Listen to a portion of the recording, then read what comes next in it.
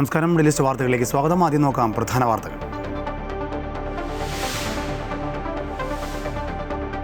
വാഗ്ദാന പെരുമഴയായി ഇടത് വലത് മുന്നണികളുടെ പ്രകടന പത്രികകൾ. ക്ഷേമ പെൻഷൻ 3000 ആക്കുമെന്ന് ഇരു മുന്നണികളും. റബ്ബറിന് താങ്ങുവില 300 നെല്ലിൻ്റെ സംഭരണ വില 35 രൂപയാക്കും. LDF പ്രകടന പത്രികയിൽ 60 വാഗ്ദാനങ്ങൾ. 50% സ്ത്രീകൾക്കും കേരളത്തിൽ പഠിക്കുന്ന എല്ലാവർക്കും ജോലിയെന്നും LDF.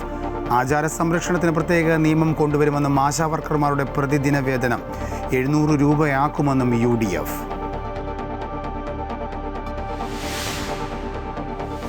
സംസ്ഥാനത്ത് ആവേശമായി ദേശീയ നേതാക്കൾ പ്രചാരണത്തിന്. കേരളത്തിലെ BJP പ്രവർത്തകരുമായി സംവദിച്ച പ്രധാനമന്ത്രി. അയ്യപ്പ ഭക്തരെ ഇരു മുന്നണികളും വഞ്ചിച്ചെന്ന് മോദി. തൃപ്പൂണിത്തുറയിൽ റോഡ് ഷോയുമായി മഹാരാഷ്ട്ര മുഖ്യമന്ത്രി ദേവേന്ദ്ര ഫട്നാവിസ്. FCRA ഒരു സമുദായത്തിനും എതിരല്ലെന്ന് ഫട്നാവിസ്. പിണറായി മോദിയുടെ B ടീമെന്ന് പ്രിയങ്ക ഗാന്ധി. ലീഗ് നേതാവ് ഫാത്തിമ തെഹ്ലിയ അടക്കമുള്ളവർക്കെതിരെ ഗുരുതര ആരോപണവുമായി നൂർബിന റഷീദ്. സീറ്റ് നിർണയ അതൃപ്തിയിൽ പ്രതിഷേധിച്ച് വനിതാ ലീഗ് സെക്രട്ടറി സ്ഥാനം രാജിവെച്ചു.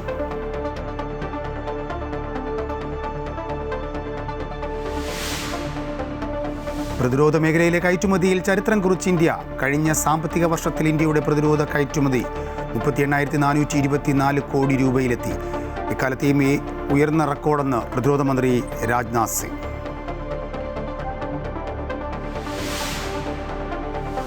നാസയുടെ ചാന്ദ്രദൗത്യം ആർട്ടിമിസ് 2 വിക്ഷേപണം വിജയകരം. 4 യാത്രികരുമായി ഓറിയോൺ പേടകം ഭൗമ ഭ്രമണപഥത്തിൽ.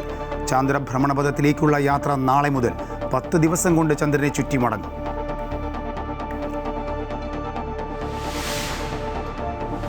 കരയുദ്ധത്തിന് തയ്യാറാകാൻ സൈന്യത്തോട് ഇറാൻ സൈനിക മേധാവിയുടെ നിർദ്ദേശം. തീരുമാനം ആക്രമണം തുടരുമെന്ന അമേരിക്കൻ പ്രസിഡന്റ് ഡൊണാൾഡ് ട്രംപിന്റെ പ്രഖ്യാപനത്തിന് പിന്നാലെ യുദ്ധത്തിൽ അമേരിക്ക ജയിച്ചെന്ന് ട്രംപ്. ക്രൂഡ് ഓയിൽ വില കുതിക്കുന്നു. ഇന്ധനവില കൂട്ടി ഷെൽ ഇന്ത്യ കമ്പനി. പെട്രോൾ ലിറ്ററിന് 7 രൂപ 41 പൈസയും ഡീസൽ 25 രൂപയും കൂട്ടി. വിമാന നിരക്ക് കൂട്ടി ഇൻഡിഗോ.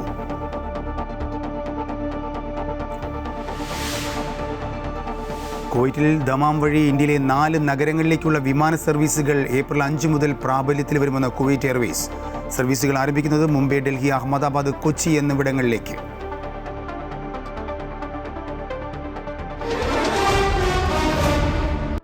മൈജി മലയാളീസ് മാൻഡേറ്റ് സമർപ്പിക്കുന്നത് മൈജിയാണ് ഫ്യൂച്ചർ.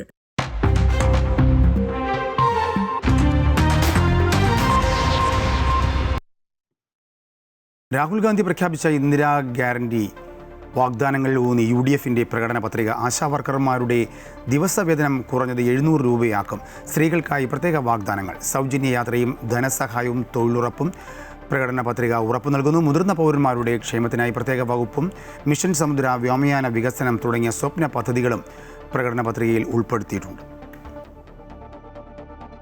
കേരളം ജയിക്കും, UDF നയിക്കും എന്ന മുദ്രാവാക്യം മുന്നോട്ട് വെച്ചാണ് UDF പ്രകടന പത്രിക പുറത്തിറക്കിയത്. സ്ത്രീകൾക്ക് KSRTC ബസ്സുകളിൽ സൗജന്യ യാത്ര, കോളേജ് വിദ്യാർത്ഥിനികൾക്ക് 1000 രൂപ പ്രതിമാസം ധനസഹായം, ക്ഷേമ പെൻഷനുകൾ 3000 രൂപയായി വർദ്ധിപ്പിക്കും, എല്ലാ കുടുംബങ്ങൾക്കും 25 ലക്ഷം രൂപ വരെ സൗജന്യ ഉമ്മൻചാണ്ടി ആരോഗ്യ ഇൻഷുറൻസ് തുടങ്ങി നേരത്തെ സൂചിപ്പിച്ച പ്രഖ്യാപനങ്ങൾ കൂടാതെ BPL കുടുംബങ്ങളിലെ രോഗികൾക്കുള്ള ഡയാലിസിസ് സൗജന്യമാക്കും, സർക്കാർ ആശുപത്രികളിലെത്തുന്ന രോഗികൾക്ക് കിടക്ക അവരുടെ അവകാശമാക്കുമെന്നും പ്രകടന പത്രിക വാഗ്ദാനം ചെയ്യുന്നു. സർവകലാശാലകളിലെയും കോളേജുകളിലെയും സ്കൂളുകളിലെയും വിദ്യാർത്ഥികൾക്കെതിരായ ജാതീയമായ വിവേചനങ്ങളും പക്ഷപാതവും അവസാനിപ്പിക്കാൻ രോഹിത് വെമുല ആക്ട് കൊണ്ടുവരും. +1 സീറ്റ് പ്രതിസന്ധിക്ക് ശാശ്വതമായ പരിഹാരം കണ്ടെത്തും. 4000 രൂപ ഒരു പവന് വിലയുണ്ടായിരുന്ന സമയത്ത് 500 കോടി രൂപയുടെ ടാക്സാ കിട്ടിയിരുന്നത് ആണോ? ഇപ്പോൾ 1 ലക്ഷം രൂപയിൽ കൂടുതലായി സ്വർണത്തിന്റെ വില. അപ്പോൾ 25 ഇരട്ടി ടാക്സ് കിട്ടണമായിരുന്നു. 500 കോടിയുടെ 25 ഇരട്ടി കിട്ടണമായിരുന്നു. ഇപ്പോഴും 500 കോടിയാണ് കിട്ടുന്നത്. എവിടെ പോകുന്നു ടാക്സ്? അപ്പം ഞങ്ങൾ അതാണ് പറഞ്ഞത്. ഖജനാവിൻ്റെ ഞങ്ങൾക്കറിയാം എവിടെയൊക്കെയാണ് ലീക്കേജ് എന്ന്. ഞങ്ങൾ സ്റ്റഡി ചെയ്തിട്ട് തന്നത്. ആ ലീക്കേജ് ഞങ്ങൾ അടയ്ക്കും. സ്വർണത്തിൻ്റെ ടാക്സൊക്കെ കൂട്ടുന്നു നോക്കിയോ. യുവജനങ്ങൾക്ക് ബിസിനസ് ആരംഭിക്കുന്നതിന് പലിശരഹിത വായ്പ 5 ലക്ഷം രൂപ, അർഹരായ കുട്ടികൾക്ക് ഇന്ത്യയിലും വിദേശത്തും പഠിക്കുന്നതിനായി KR നാരായണൻ സ്കോളർഷിപ്പ്, പാചകത്തൊഴിലാളികളുടെ ഓണറേറിയം കൂട്ടും, വയനാട് ട്രൈബൽ യൂണിവേഴ്സിറ്റി തുടങ്ങിയവ UDFിൻ്റെ വാഗ്ദാനങ്ങളാണ്. പ്രകടന പത്രികയിലെ വാഗ്ദാനങ്ങൾ നടപ്പാകുമോ എന്ന സന്ദേഹമുള്ളവർക്ക് തെലങ്കാനയിലെത്തി കാര്യങ്ങൾ വിലയിരുത്താമെന്ന് മുഖ്യമന്ത്രി രേവന്ത് റെഡ്ഡി പറഞ്ഞു. People who are discussing or people who are making allegations against Telangana guarantees, I wanted to challenge Mr. Pinarayi Vijaya. Please come I will organize everything. I will organize a flight. I will organize a team to explain. I will come with you. Otherwise, my manifesto committee chairperson is here, Mr. Sridhar Babu, who is holding now IT and Industries Legislative Affairs Minister. I will ask my minister to accompany with you and your team. Come and see in Telangana how we are implementing our 6 guarantees. Silver line പദ്ധതി നടപ്പിലാക്കില്ലെന്നും അതിനായി കണ്ടെത്തിയ ഭൂമി denotify ചെയ്യുമെന്നും പറയുന്നതിനോടൊപ്പം അതിവേഗ railway ഇടനാഴിയും കോഴിക്കോടും തിരുവനന്തപുരത്തും മെട്രോയുമടക്കം ഗതാഗത രംഗത്ത് മറ്റ് പദ്ധതികളും പ്രഖ്യാപിച്ചിട്ടുണ്ട്. വാഗ്ദാനങ്ങൾ കൃത്യമായി നടപ്പാക്കുന്നുണ്ടോ എന്ന് നിരീക്ഷിക്കാൻ പ്രത്യേക എംപവറിംഗ് കമ്മിറ്റി രൂപീകരിക്കുമെന്നും പ്രകടന പത്രികയിൽ പറയുന്നു. അമൃത ന്യൂസ്, കൊച്ചി. 60 തെരഞ്ഞെടുപ്പ് വാഗ്ദാനങ്ങളാണ് LDFിൻ്റെ പ്രകടന പത്രികയിൽ. എല്ലാ ക്ഷേമ പെൻഷനുകളും 3000 രൂപയായി വർദ്ധിപ്പിക്കും. കേരളത്തിൽ പഠിച്ചാൽ ജോലി ഉറപ്പ്. കിടപ്പ് രോഗികൾക്ക് സമ്പൂർണ്ണ ആരോഗ്യ പരിരക്ഷ. അങ്ങനെ നീളുന്നു വാഗ്ദാനങ്ങൾ.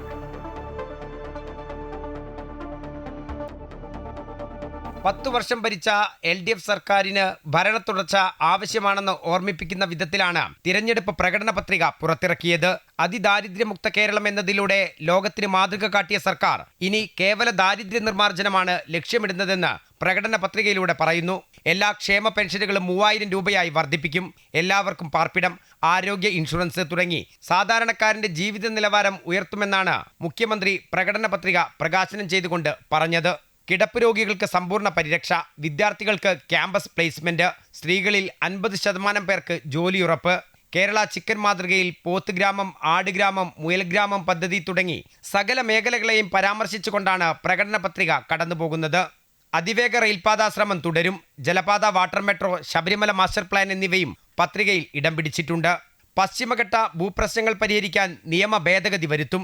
ഇടുക്കി, വയനാട്, കാസർഗോഡ്, കുട്ടനാട് തീരദേശം എന്നിവയ്ക്ക് വേണ്ടിയുള്ള പ്രത്യേക പാക്കേജുകൾ തുടരുമെന്നും പറയുന്നു. സംസ്ഥാനം നാറ്റിവിറ്റി കാർഡ് നൽകും. വിദേശ സംഭാവന നിയന്ത്രണ നിയമ ഭേദഗതി RSS അവരുടെ ആഭ്യന്തര ശത്രുക്കളെ നേരിടുന്ന രീതിക്ക് ഉദാഹരണമാണെന്ന് മുഖ്യമന്ത്രി പറഞ്ഞു. ഉമ്മൻചാണ്ടി സർക്കാരിന്റെ കാലത്ത് 4 ലക്ഷം വീട് നിർമ്മിച്ചു എന്ന പ്രതിപക്ഷ നേതാവിന്റെ പ്രചരണം തെറ്റാണെന്ന് ആവർത്തിച്ച മുഖ്യമന്ത്രി നിയമസഭയിൽ 4000 വീടുകളുടെ കണക്കാണ് ഉമ്മൻചാണ്ടി അവതരിപ്പിച്ചതെന്നും പറഞ്ഞു. ഞാൻ നുണ പറഞ്ഞതല്ല. 2011-16 കാലത്തെക്കുറിച്ച് ഇങ്ങനെയൊരു തെറ്റായ പ്രചരണം കുറച്ച് കാലമായി നടത്തിക്കൊണ്ടിരിക്കുന്നുണ്ട്. 4 ലക്ഷത്തിലധികം വീട് നിർമ്മിച്ചിട്ടുണ്ട്. യഥാർത്ഥത്തിൽ എത്ര വീട് നിർമ്മിച്ചു എന്നത് അന്നത്തെ മുഖ്യമന്ത്രി തന്നെ വെളിപ്പെടുത്തിയ കാര്യമാണ് ഞാൻ എടുത്തു പറഞ്ഞത്. ജനകീയ ആസൂത്രണം പുതിയ രൂപത്തിൽ നടപ്പിലാക്കും. ഉദാരവൽക്കരണ സ്വകാര്യവൽക്കരണ നയങ്ങൾക്ക് ഫെഡറൽ സംവിധാനത്തിന്റെ പരിമിതികൾക്കുള്ളിൽ നിന്നുകൊണ്ടുള്ള ബദൽ സൃഷ്ടിക്കുകയാണ് ലക്ഷ്യമെന്ന് പറഞ്ഞുകൊണ്ടാണ് LDF മാനിഫെസ്റ്റോ അവസാനിപ്പിക്കുന്നത്. രാഗേഷ്, അമൃത ന്യൂസ്, കോഴിക്കോട്. ഇത്തവണ LDF വൻപിച്ച വിജയം നേടുമെന്ന് മുഖ്യമന്ത്രി പിണറായി വിജയൻ കോഴിക്കോട് നോർത്ത് സൗത്ത് മണ്ഡലങ്ങളിലെ LDF തെരഞ്ഞെടുപ്പ് റാലി ഉദ്ഘാടനം ചെയ്ത് സംസാരിക്കുകയായിരുന്നു അദ്ദേഹം. സർക്കാർ തുടരണമെന്നും ഇടവേള വേണ്ട എന്നും അദ്ദേഹം കൂട്ടിച്ചേർത്തു. CPM കോഴിക്കോട് ജില്ലാ സെക്രട്ടറി M മെഹബൂബ്, DYFI സംസ്ഥാന പ്രസിഡന്റ് V വസീഫ് ഉൾപ്പെടെയുള്ള നേതാക്കൾ പരിപാടിയിൽ പങ്കെടുത്തു.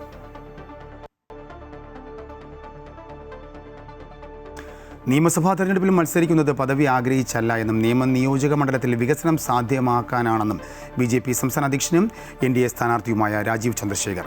CPI വിട്ടുവന്ന മുൻ കൗൺസിലർ അടക്കമുള്ളവർ രാജീവ് ചന്ദ്രശേഖറിൽ നിന്നും BJP അംഗത്വം സ്വീകരിച്ചു. നേമത്ത് പോരാട്ടച്ചൂട് കനക്കുകയാണ്.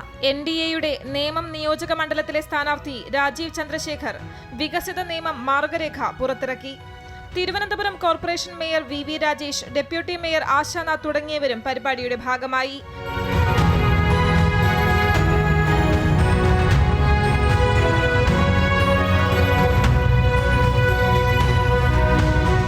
പ്രകടന പത്രികയിൽ പറയുന്നതെല്ലാം യാഥാർത്ഥ്യമാക്കുമെന്നും അധികാരത്തിൽ വന്നാൽ 100 കോടി വരെ CSR ഫണ്ട് നേമത്തെ വിവിധ വികസന പ്രവർത്തനങ്ങൾക്കായി വിനിയോഗിക്കുമെന്നും രാജീവ് ചന്ദ്രശേഖർ പറഞ്ഞു. ഞാൻ മത്സരിക്കുന്നത് ഒരു MLA ആവാനോ ഒരു പദവിക്കല്ല.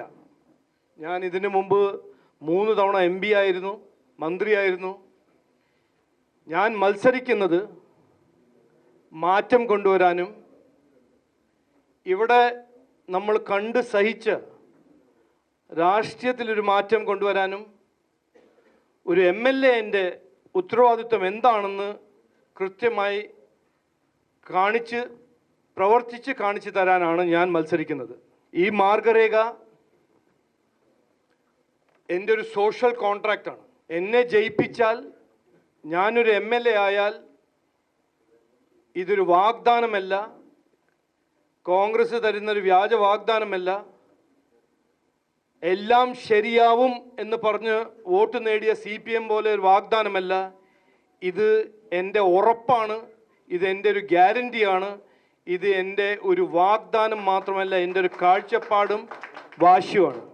ചടങ്ങിൽ CPI ബന്ധം ഉപേക്ഷിച്ച് BJPയിലെത്തിയവരെ രാജീവ് ചന്ദ്രശേഖർ ഷോളണിയിച്ച് സ്വീകരിച്ചു. CPI തിരുവല്ലം ലോക്കൽ കമ്മിറ്റി അംഗവും മുൻ നഗരസഭാ കൗൺസിലറുമായിരുന്ന GS ബിന്ദു അടക്കമുള്ളവർ BJPയിൽ ചേർന്നു. അമൃത ന്യൂസ്, തിരുവനന്തപുരം. തെരഞ്ഞെടുപ്പ് പ്രചാരണത്തിന് ചൂടേകി കേരളത്തിലെ നേതാക്കളുമായി സംവദിച്ച പ്രധാനമന്ത്രി നരേന്ദ്രമോദി. ശബരിമലയിലെ സ്വർണം മുഴുവൻ മോഷ്ടിച്ചു, വിശ്വാസവഞ്ചന കാണിച്ച ഇരു മുന്നണികളെയും കരുതിയിരിക്കണമെന്ന് പ്രധാനമന്ത്രി പറഞ്ഞു. ഇടതും വലതും പരസ്പരം മത്സരിക്കാൻ ശ്രമിക്കുന്നതിനേക്കാൾ BJPയാണ് ഇരു മുന്നണിയും ലക്ഷ്യം വയ്ക്കുന്നത്. ബൂത്തുകളിൽ പ്രവർത്തനം ശക്തമാക്കി മികച്ച വിജയം നേടാനാകണമെന്നും പ്രധാനമന്ത്രി സംസ്ഥാനത്തെ നേതാക്കളോട് പറഞ്ഞു. സംസ്ഥാനത്തെ എല്ലാ ജില്ലാ കേന്ദ്രങ്ങളിൽ നിന്നുമാണ് നേതാക്കൾ പ്രധാനമന്ത്രിയുമായി സംവദിച്ചത്. തിരുവനന്തപുരത്ത് പാർട്ടി കേരള പ്രഭാരി പ്രകാശ് ജാവേദ്കർ, മേയർ VV രാജേഷ് തുടങ്ങിയ നേതാക്കൾ പങ്കെടുത്തു.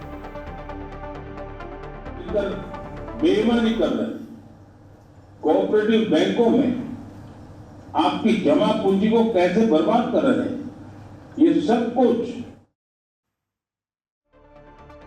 UDFന്റെ തെരഞ്ഞെടുപ്പ് പ്രചാരണത്തിന് ആവേശം പകർന്നു പ്രിയങ്ക ഗാന്ധി. കൊല്ലത്തെയും തിരുവനന്തപുരത്തെയും പൊതുയോഗങ്ങളിൽ പങ്കെടുത്ത പ്രിയങ്ക പ്രധാനമന്ത്രി നരേന്ദ്രമോദിയെയും മുഖ്യമന്ത്രിയെയും രൂക്ഷമായി കടന്നാക്രമിച്ചു. So what is happening here? What is happening is that you have a leadership and a government that is only interested in retaining power and in its own corruption. പശ്ചിമേഷ്യയിലെ സംഘർഷവും പ്രിയങ്ക ഗാന്ധി പരാമർശിച്ചു. മോദി സർക്കാർ നയം അവിടെയുള്ള ഇന്ത്യക്കാർക്ക് സുരക്ഷ നൽകുന്നില്ല. മോദി അമേരിക്കയുടെ മുന്നിൽ തലകുനിച്ചു. നമ്മുടെ ഊർജ്ജ സുരക്ഷ അമേരിക്കയ്ക്ക് തീരെഴുതിയെന്നും മോദി ഭീരുവാണെന്നും വിമർശനം. I am sorry to say, my sisters and brothers, that whether it is Kerala today or India, we are being ruled by cowards.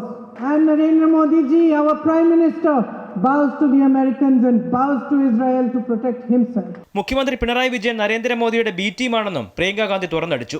സ്വന്തം സുരക്ഷയ്ക്കായി മുഖ്യമന്ത്രി മോദിയുടെ മുന്നിൽ തലകുനിച്ച് നിൽക്കുകയാണെന്നും പ്രിയങ്ക പറഞ്ഞു. Your chief minister here bows to Narendra Modi to protect himself and his own corruption. കേരളത്തിന് പുതിയ സർക്കാർ അത്യാവശ്യമാണെന്നും ജനങ്ങളോട് മികച്ച ഭാവിക്ക് വേണ്ടി വോട്ട് ചെയ്യണമെന്നും പ്രിയങ്ക ഗാന്ധി ആഹ്വാനം ചെയ്തു. ഇന്ദിരാ ഗ്യാരണ്ടിയെക്കുറിച്ച് ഓർപ്പിച്ച പ്രിയങ്ക ഗാന്ധി പുതിയ സർക്കാർ അധികാരത്തിൽ വരുമെന്നും പറഞ്ഞു. അമൃത ന്യൂസ്, തിരുവനന്തപുരം. പാലക്കാട്ടെ UDF സ്ഥാനാർത്ഥി രമേശ് പിഷാരടിയെ തടഞ്ഞ സംഭവത്തെ രാഷ്ട്രീയമായ ആയുധമാക്കി കോൺഗ്രസ്. BJPക്ക് പരാജയഭീതിയാണെന്ന് കോൺഗ്രസ് നേതാക്കൾ ആരോപിച്ചു. മുഖ്യമന്ത്രി പിണറായി വിജയൻ സംഭവത്തെ അപലപിച്ചു. അതേസമയം സ്ഥാനാർത്ഥിയെ തടഞ്ഞ സംഭവത്തിൽ കോൺഗ്രസ് പരാതി നൽകി.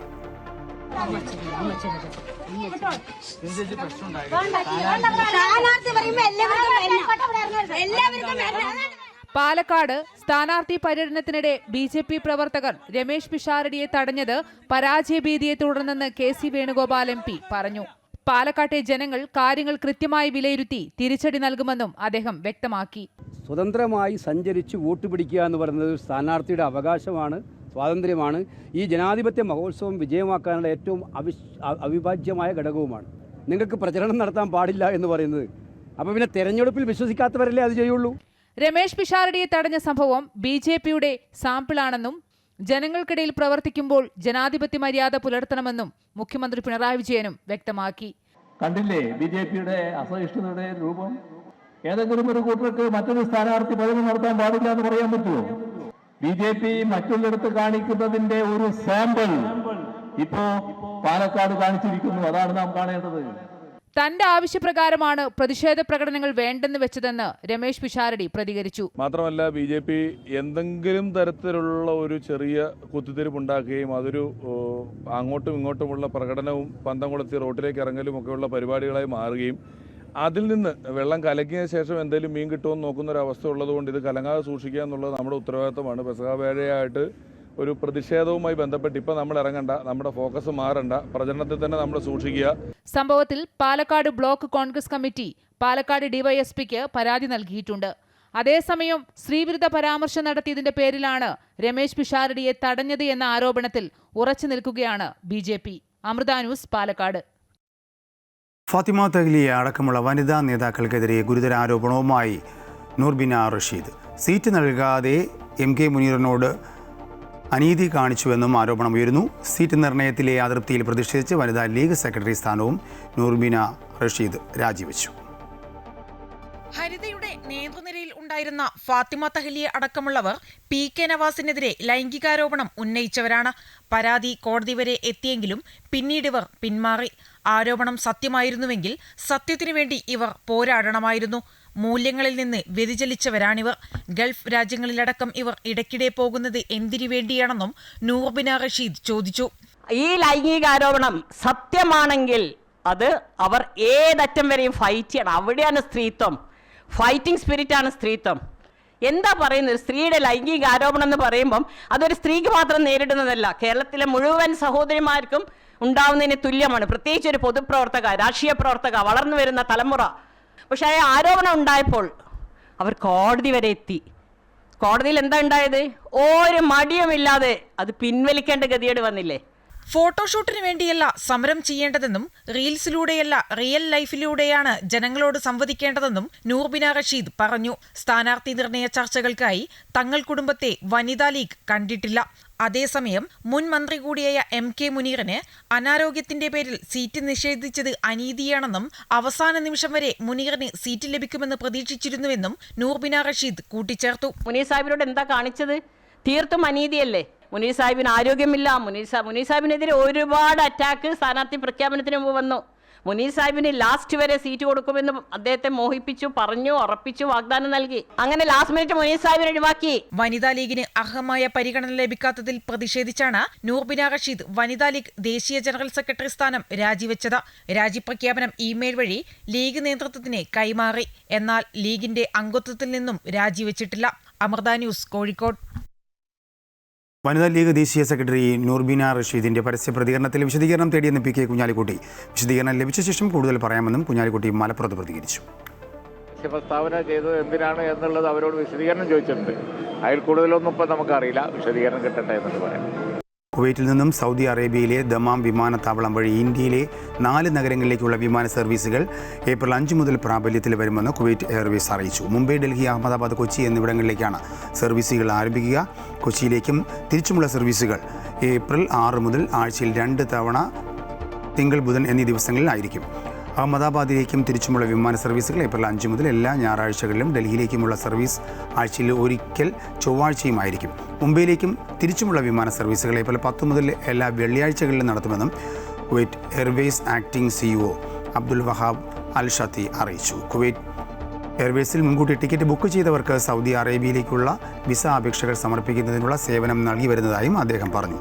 യാത്രക്കാർക്ക് നേരിട്ടുള്ള ബുക്കിങ്ങിനായി സെയിൽസ് ഓഫീസുകൾ സന്ദർശിക്കുന്നതിനു പുറമെ 171 എന്ന നമ്പറിലും ബന്ധപ്പെടാവുന്നതാണെന്നും അധികൃതർ അറിയിച്ചു. കുവൈറ്റിൽ അവശ്യ സാധനങ്ങളുടെ വിതരണം തടസ്സമില്ലാതെ നടക്കുന്നുണ്ടെന്ന് ഉറപ്പുവരുത്തുവാനും വിലക്കയറ്റം നിയന്ത്രിക്കാനുമായി പുതിയ ഉത്തരവ് പുറത്തിറക്കി സർക്കാർ. വിതരണ ശൃംഖലയിൽ ഉണ്ടാകുന്ന അസാധാരണമായ പ്രതിസന്ധികൾക്കിടയിലും പ്രാദേശിക വിപണിയിൽ വില സ്ഥിരത നിലനിർത്താനാണ് ഈ നീക്കം.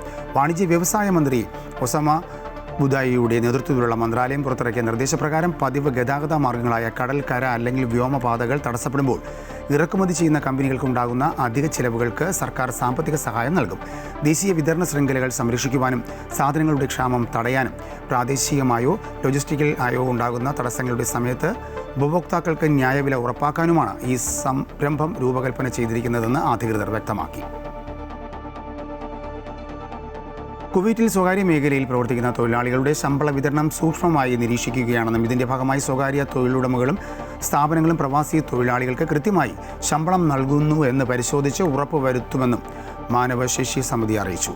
നിലവിലെ പ്രാദേശിക സാഹചര്യത്തിൻ്റെ പേരിൽ തൊഴിലാളികൾക്ക് കൃത്യമായി ശമ്പളം നൽകുന്നതിൽ പരാജയപ്പെടുന്നതോ നിർദ്ദിഷ്ട തീയതികൾക്കപ്പുറം വിതരണം വൈകിപ്പിക്കുന്നതോ ആയ കമ്പനികൾക്കെതിരെ ആവശ്യമായ നിയമ നടപടികൾ സ്വീകരിക്കും. ജീവനക്കാരുടെ ശമ്പളം നൽകാത്തതോ പ്രതിമാസം പ്രാദേശിക ബാങ്കുകൾ നിക്ഷേപിക്കാത്തതോ ആയ കമ്പനികളുടെയും ഫയലുകൾ താൽക്കാലികമായി നിർത്തിവയ്ക്കാൻ മടിക്കില്ല എന്നും അധികൃതർ മുന്നറിയിപ്പ് നൽകി. വെസ്റ്റ് ബാങ്കിൽ പലസ്തീനികൾക്ക് വധശിക്ഷ നടപ്പാക്കാൻ അംഗീകാരം നൽകുന്ന നിയമം ഇസ്രായേൽ പാർലമെന്റ് അംഗീകരിച്ചതിനെ 8 അറബ് ഇസ്ലാമിക രാജ്യങ്ങളിലെ വിദേശമന്ത്രിമാർ അതിശക്തമായ ഭാഷയിൽ അപലപിച്ചു. Egypt, Jordan, UAE, Indonesia, Pakistan, Turkey, Saudi Arabia, Qatar എന്നീ രാജ്യങ്ങളുടെ വിദേശമന്ത്രിമാർ സംയുക്ത പ്രസ്താവനയിലാണ് ഈ മുന്നറിയിപ്പ് നൽകിയത്. സൗദി കിഴക്കൻ പ്രവിശ്യയിലെ ഖഫർ അൽ ബാദിലിലെ മരുഭൂമിയിലുണ്ടായ ശക്തമായ കാറ്റിലും മഴയിലും ടെന്റ് തകർന്നു വീണ് ഇന്ത്യക്കാരൻ മരിച്ചു. ആട്ടിടയനായി ജോലി ചെയ്തിരുന്ന ഉത്തർപ്രദേശ് സ്വദേശി അബ്ദുൽ മൊയ്തീനാണ് മരിച്ചത്. മൃതദേഹം പോസ്റ്റ്മോർട്ടം നടപടികൾക്ക് ശേഷം ഇന്ത്യൻ എംബസിയുടെ സഹായത്തോടെ ഖഫർ അൽ ബാദിനിൽ ഖബറടക്കി. പ്രതിരോധ മേഖലയിലെ കയറ്റുമതിയിൽ പുതിയ ചരിത്രം കുറിച്ച് ഇന്ത്യ. 2025-26 സാമ്പത്തിക വർഷത്തിൽ ഇന്ത്യയുടെ പ്രതിരോധ കയറ്റുമതി 38,424 കോടി രൂപയിലെത്തി. എക്കാലത്തെയും ഉയർന്ന റെക്കോർഡെന്നും പ്രതിരോധ കയറ്റുമതി 50,000 കോടി രൂപയായി ഉയർത്തുമെന്നും പ്രതിരോധ മന്ത്രി രാജ്നാഥ് സിംഗ് വ്യക്തമാക്കി. 2025-26 സാമ്പത്തിക വർഷത്തിൽ പ്രതിരോധ കയറ്റുമതിയിൽ റെക്കോർഡ് വർധനവാണ് ഇന്ത്യ കരസ്ഥമാക്കിയത്. പ്രതിരോധ മേഖലയിൽ 38,424 കോടി രൂപയുടെ കയറ്റുമതിയുണ്ടായി. മുൻ സാമ്പത്തിക വർഷത്തേക്കാൾ 62.66% വളർച്ച രേഖപ്പെടുത്തിയെന്നും ഇത് എക്കാലത്തെയും മികച്ച റെക്കോർഡാണെന്നും പ്രതിരോധ മന്ത്രി രാജ്നാഥ് സിംഗ് വ്യക്തമാക്കി. പ്രധാനമന്ത്രി നരേന്ദ്രമോദിയുടെ നേതൃത്വത്തിൽ പ്രതിരോധ മേഖലയിലും ആഭ്യന്തര ഉൽപ്പാദനം വർദ്ധിപ്പിച്ചുകൊണ്ട് രാജ്യം പുതിയ നേട്ടങ്ങൾ കൈവരിച്ചുവെന്നും രാജ്നാഥ് സിംഗ് എക്സിൽ കുറിച്ചു. ഇന്ത്യയുടെ ആഭ്യന്തര ഉൽപ്പന്നങ്ങൾക്കും തദ്ദേശീയ കഴിവുകൾക്കും ആഗോളതലത്തിൽ വിശ്വാസ്യത വർദ്ധിച്ചതായും അദ്ദേഹം ചൂണ്ടിക്കാട്ടി. പ്രതിരോധ കയറ്റുമതി വളരെ വേഗത്തിൽ 50,000 കോടി രൂപയായി ഉയർത്തുകയാണ് ലക്ഷ്യമെന്നും രാജ്നാഥ് സിംഗ് അടുത്തിടെ വ്യക്തമാക്കിയിരുന്നു. ആയുധങ്ങൾ, യുദ്ധോപകരണങ്ങളുടെ ഭാഗങ്ങൾ, പ്രതിരോധ മേഖലയിലെ മറ്റ് സംവിധാനങ്ങളും ഏകദേശം 100-ലധികം രാജ്യങ്ങളിലേക്ക് ഇന്ത്യ കയറ്റുമതി ചെയ്യുന്നുണ്ട്. മുൻപ് വിവിധ മേഖലകളിൽ ഇറക്കുമതിയെ ആശ്രയിച്ച് മുൻപോട്ട് പോയിരുന്ന ഇന്ത്യ ഇന്ന് പ്രതിരോധ മേഖലയിൽ ഉൾപ്പെടെ ആഭ്യന്തര ഉൽപ്പാദനവും കയറ്റുമതിയും വർദ്ധിപ്പിക്കുന്നത് സാമ്പത്തിക മേഖലയെ കൂടുതൽ ശക്തിപ്പെടുത്തുമെന്നാണ് വിലയിരുത്തൽ. അമൃത ന്യൂസ്, ന്യൂഡൽഹി. ചരിത്രം സൃഷ്ടിച്ച നാസയുടെ ആർട്ടിമിസ് 2 ദൗത്യം മനുഷ്യനെ ചന്ദ്രന്റെ ഭ്രമണപഥത്തിലെത്തിക്കുന്ന ദൗത്യത്തിന്റെ വിക്ഷേപണം ഇന്ത്യൻ സമയം പുലർച്ചെ 4:06 നടന്നു. 4 പേരെ വഹിച്ച് SLS റോക്കറ്റ് ഫ്ലോറിഡയിലെ കെനഡി സ്പേസ് സെന്ററിൽ നിന്നാണ് കുതിച്ചുയർന്നത്. 10 ദിവസത്തെ യാത്രയിൽ 4-അംഗ സംഘം ചന്ദ്രനെ ചുറ്റും. ഇറാനെതിരായ യുദ്ധത്തിൽ അമേരിക്ക ജയിച്ചുവെന്ന് അമേരിക്കൻ ജനതയെ അഭിസംബോധന ചെയ്ത് പ്രസിഡന്റ് ഡൊണാൾഡ് ട്രംപ്. ഇറാന്റെ നേതൃനിര ഒന്നടങ്കം നശിച്ചുവെന്നും മിസൈലുകളും ഡ്രോണുകളും വിക്ഷേപിക്കുവാനുള്ള ശേഷി ഗണ്യമായി കുറഞ്ഞുവെന്നും ട്രംപ് പറഞ്ഞു. എന്നാൽ യുദ്ധം എപ്പോൾ അവസാനിക്കുമെന്ന് ട്രംപ് വ്യക്തമാക്കിയിട്ടില്ല. പശ്ചിമേഷ്യൻ മേഖലയിൽ യുദ്ധഭീതി വർദ്ധിപ്പിച്ചുകൊണ്ട് ഏതു നിമിഷവും കരയുദ്ധം ഉണ്ടായേക്കുമെന്ന സാധ്യതയുമേറുന്നു. അമേരിക്കൻ പ്രസിഡന്റ് ഡൊണാൾഡ് ട്രംപ് ഇന്ന് രാവിലെ നടത്തിയ വാർത്താ സമ്മേളനത്തിന് പിന്നാലെയാണ് അതിവേഗം കരയുദ്ധത്തിന് ഇറാൻ സജ്ജമാവുന്നത്. യാത്രാ നിരക്ക് കൂട്ടി ഇൻഡിഗോ വിമാന കമ്പനി. ആഭ്യന്തര സർവീസ് നിരക്കും വിദേശയാത്രാ നിരക്കും കൂട്ടിയിട്ടുണ്ട്. 500 കിലോമീറ്ററിൽ താഴെ കുറഞ്ഞത് 275 രൂപയാണ് കൂടുക. 2,500 രൂപ മുതലാണ് വിദേശയാത്രാ നിരക്കിലെ വർധനവ്. അതിനിടയിൽ സ്വകാര്യ കമ്പനിയായ ഷെൽ ഇന്ത്യ പെട്രോൾ ഡീസൽ വില കൂട്ടി. പെട്രോൾ ലിറ്ററിന് 7 രൂപ 41 പൈസയും ഡീസൽ 25 രൂപ 1 പൈസയുമാണ് കൂട്ടിയത്. സംവിധായകൻ രഞ്ജിത്തിനെതിരായ ലൈംഗിക അതിക്രമ കേസിൽ കൂടുതൽ പേരിലേക്ക് അന്വേഷണം വ്യാപിപ്പിക്കുന്നു. നടൻ ബോബി കുര്യനെയും അസിസ്റ്റന്റ് ഡയറക്ടർ ശാലിനി നായരെയും ചോദ്യം ചെയ്യാൻ വിളിപ്പിച്ചേക്കും. അറസ്റ്റ് മുന്നിൽ കണ്ട് രഞ്ജിത്തിനെ ഇവർ രക്ഷപ്പെടുത്താൻ ശ്രമിച്ചതായിട്ടാണ് സംശയം. അതേസമയം നടിക്ക് നേരെ അതിക്രമം നടന്ന കാരവൻ പോലീസ് തിരിച്ചറിഞ്ഞു. യുവനടി പരാതി നൽകിയ വിവരം അറിഞ്ഞതിന് പിന്നാലെ ബോബി കുര്യനും ശാലിനിയും രഞ്ജിത്തിനെ രക്ഷപ്പെടുത്താൻ ശ്രമിച്ചെന്നാണ് പോലീസിന്റെ നിഗമനം. ബോബി കുര്യനൊപ്പം കാറിൽ സഞ്ചരിക്കുമ്പോഴായിരുന്നു രഞ്ജിത്തിനെ പോലീസ് കസ്റ്റഡിയിലെടുത്തത്. ഒളിവിൽ പോകാൻ സഹായിച്ചെന്ന് തെളിഞ്ഞാൽ ഇരുവരെയും കേസിൽ പ്രതി ചേർത്തേക്കും. ബോബി കുര്യനെയും ശാലിനിയെയും ഉടൻ പോലീസ് ചോദ്യം ചെയ്യും. അതേസമയം നടിക്ക് നേരെ അതിക്രമം നടന്ന കാരവൻ പോലീസ് തിരിച്ചറിഞ്ഞിട്ടുണ്ട്. ഫോർട്ട് കൊച്ചി ആസ്പിൻ വാളിന് സമീപത്തു നിന്നുമാണ് കാരവൻ കണ്ടെത്തിയത്. കാരവൻ പോലീസ് ഉടൻ കസ്റ്റഡിയിലെടുക്കും. സംഭവ സമയത്തെ CCTV ദൃശ്യങ്ങൾ കണ്ടെത്താൻ പോലീസ് അന്വേഷണം തുടരുകയാണ്. എറണാകുളം സബ് ജയിലിൽ റിമാൻഡിൽ കഴിയുന്ന രഞ്ജിത്തിനായുള്ള കസ്റ്റഡി അപേക്ഷ ശനിയാഴ്ച കോടതി പരിഗണിക്കും. അമൃത ന്യൂസ്, കൊച്ചി. അതേസമയം സിനിമാ സെറ്റുകളിലെ ആഭ്യന്തര പരിഹാര സമിതികൾക്കെതിരെ വിമർശനവുമായി വുമൺസ് ഇൻ സിനിമ കളക്റ്റീവ്. ആഭ്യന്തര പരിഹാര സമിതികൾക്ക് ഇച്ഛാശക്തിയില്ലെന്ന് WCC കുറ്റപ്പെടുത്തുന്നു. അധികാര ബന്ധങ്ങൾ പരിഹാര സമിതിയെ നിശബ്ദമാക്കിയെന്നും സമിതി ശക്തന്മാരുടെ കയ്യിലെ മറ്റൊരു ഉപകരണമെന്നും WCC ആരോപിക്കുന്നു. ഹൈക്കോടതി ഇടപെടലുകൾക്ക് ഇടയിലും സാഹചര്യങ്ങൾ മാറിയില്ല എന്നുള്ളത് തിരിച്ചറിവെന്നും WCC ഫേസ്ബുക്കിൽ കുറിച്ചു.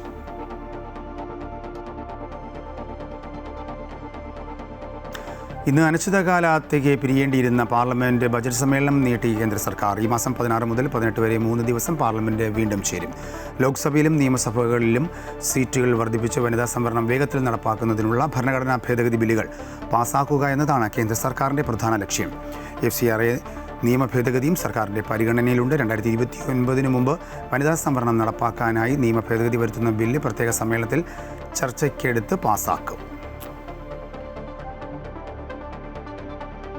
ഇതോടുകൂടി വാർത്താ ബുള്ളറ്റിന് പൂർണ്ണമാകുന്നു. കൂടുതൽ വാർത്തയ്ക്കായി അമൃത ന്യൂസ് യൂട്യൂബ് കാണുക.